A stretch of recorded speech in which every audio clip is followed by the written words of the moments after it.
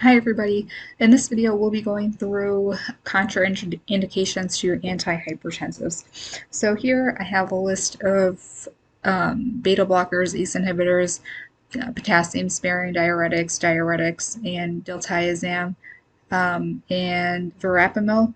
And so when we think about these medications, we have to remember that they have contraindications. So beta blockers is not to be given in patients with COPD due to bronchospasm. So let's come up with a mnemonic for this.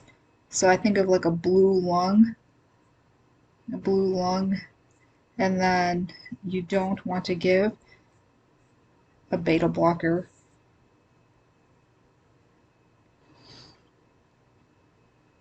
because these two don't mix. One is red and one is blue, so they don't mix together. The next one is going to be ACE inhibitors. So for ACE inhibitors, usually these are very good drugs, but there are certain situations you don't want to give them um, to patients. So one of them is going to be renal failure. Um, so renal failure, and then the reason why you don't want to give it into patients in renal failure or renal artery stenosis is because it can result in hyperkalemia, and that can lead to death of the patient. So this can lead to hyperkalemia and death of the patient. And then you also don't want to give it to pregnant patients because a normal baby could instead become something. Um, it could have deformities, and it could end up looking like this. Not to say that this character has deformities, but it could be end up looking like a weird looking baby here.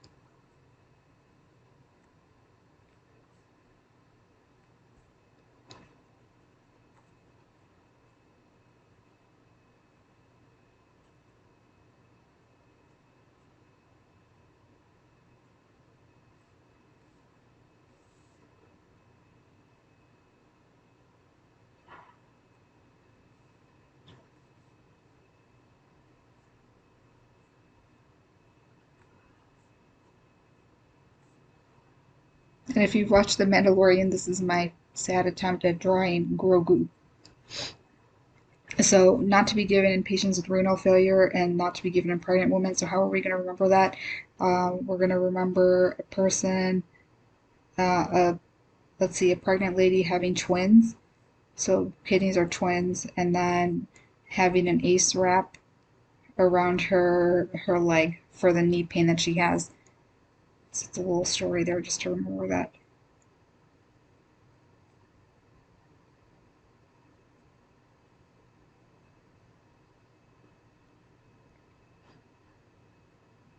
Potassium-sparing diuretics are also not to be given in patients with renal failure due to more hyperkalemia or hyperkalemic morbidity. Diuretics are not to be given in patients with gout or hyperuricemia. Diltiazem should not be given in patients with CHF because this can result in a decrease in contractility. So how do we remember that? So CHF is, I always think of CHF as a blue heart.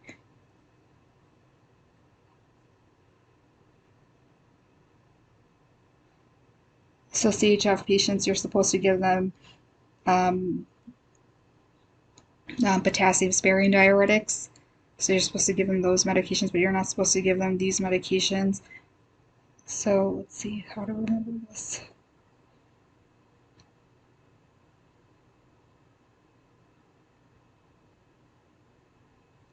So if you give the heart more diltiazem or verapamil,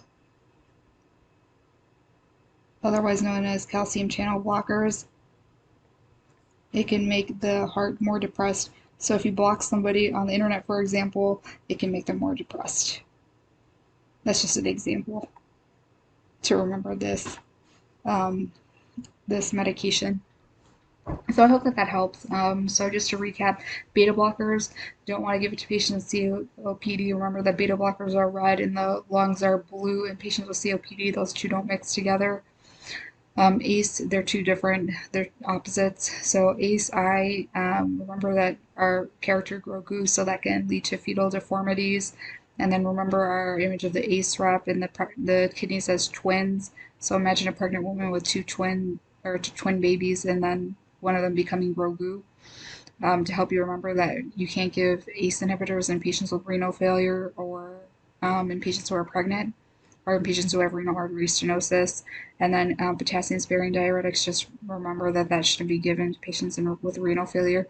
Remember that potassium sparing diuretics, the mnemonic is T's for this one. So triamterolene,